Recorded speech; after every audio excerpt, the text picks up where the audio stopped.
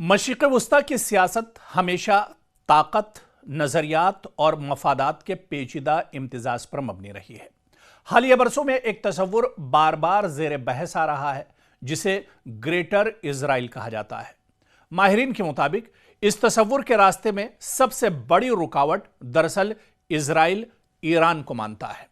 दरअसल greater Israel एक सियासी और स्ट्रेटेजिक तसव्वुर है जिसके तहत इज़राइल न सिर्फ मौजूदा सरहदों को बरकरार रखना चाहता है बल्कि इस पूरे खित्ते में वसीतर असर व रसूख, फौजी बरतरी और मुमकिना जोग्राफियाई तौसी भी एक तरह से इज़राइल हासिल करना चाहता है। इस तसव्वुर के तीन दरअसल बड़ी वजह या तीन इसकी वजूहात बताई जाती हैं। पहली जो सबसे बड़ी वजह है, इंपॉर्टेंट वजह, वो जोग्राफियाई तौसी है।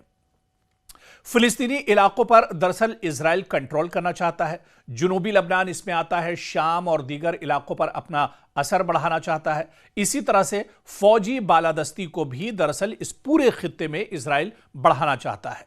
पूरे खित्ते में आज़ादाना फौजी कार्रवाई की सलाहियत बढ़ाना इजराइल चाहता है। पड़ोसी ममालिक पर स्ट्रेटेजिक इससे दबाव होगा और कहीं ना कहीं इजराइल चाहता है कि पूरे मशरिक़ वस्ता पर या पूरे ग्रेटर इजराइल पर सियासी असर व रसूख भी हो।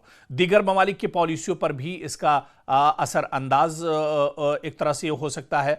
अमेरिका और आलमी ताकतों के जरिए अपना एजेंडा इजराइल एक तरह से आगे बढ़ाना चाहता है। लेकिन ग्रेटर इजराइल के मामले में जब भी इजराइल, क्योंकि बार बार ग्रेटर इजराइल का मुद्दा उठाता है, बेंयामिन नेतन्याहू जो इजराइल के वज़ीर आज़म हैं, इससे पहले कई बार यहां तक कि अक़वाम मुत्तहिदा में भी ग्रेटर इजराइल का मुद्दा उठा चुके हैं। लेकिन इजराइल को यह पता है कि ग्रेटर इजराइल का उसका जो मकसद है, जो उसकी प्लानिंग है, उसमें सबसे बड़ी अगर मशरिक़ वस्ता में कोई रुकावट है तो वो दरअसल ईरान है। हालांकि ऐसा इजराइल क्यों समझता है? क्योंकि ईरान को इस मंसूबे के रास्ते में सबसे बड़ी रुकावट इसलिए समझा जाता है क्योंकि ईरान एक बड़ी इलाकाई ताकत है। ईरान मशरिक़ वस्ता में एक बड़ी फौजी और सियासी ताकत है जो लबनान में हिजबुल्लाह, इराक, शाम और यमन में असर व रसूख के जरिए खित्ते में अपना असर कायम रखता है। स्ट्रेटेजिक कंट्रोल बहुत इंपॉर्टेंट है। ईरान ने अबनाए हुर्मुज जैसे अहम रास्ते पर अपना असर बढ़ाया है जहां से दुनिया की बड़ी मिकदार में तेल की आमदोरफ्त एक तरह से होती है। और इजरायली पॉलिसियों की मज़ाहमत भी आप देखिए कि ईरान खुलकर इजराइल की जो पॉलिसी है उसकी मुखालिफत करता है जिससे इजराइल के लिए इलाकाई बरतरी हासिल करना एक तरह से मुश्किल हो जाता है।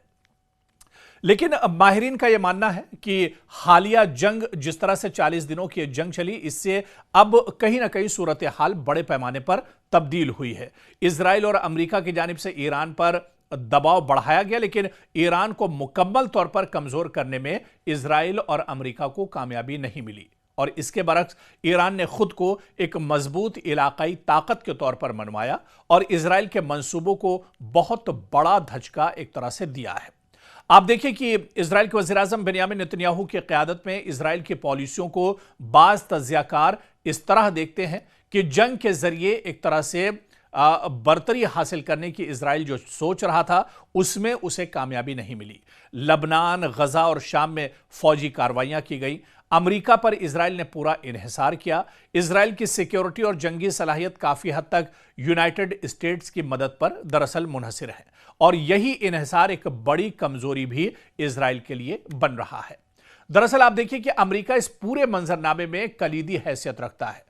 इजराइल का सबसे बड़ा इत्तेहादी खित्ते में फौजी और सिफारती असर व रसूख है लेकिन अमरीकी अवामी राय में तब्दीली भी इसके बाद एक तरह से देखने में मिल रही है। ऐसे अवामिल हैं जो मुस्तकबिल में इजराइल की मुकम्मल हिमायत को एक तरह से महदूद कर सकते हैं और ऐसे में बड़ा सवाल ये उठता है कि जो अब सूरत हाल बनी है, क्या ऐसे में ग्रेटर इजराइल मुमकिन है? ये एक बहुत अहम सवाल है क्योंकि मौजूदा हालात के मुताबिक ईरान की मज़ाहमत, इलाकाई ताकतों का जो रद्द अमल है, आलमी सियासत में इसकी एक तब्दीली भी अब हुई है और ये सब अवामिल इस मंसूबे को मुश्किल बना रहे हैं।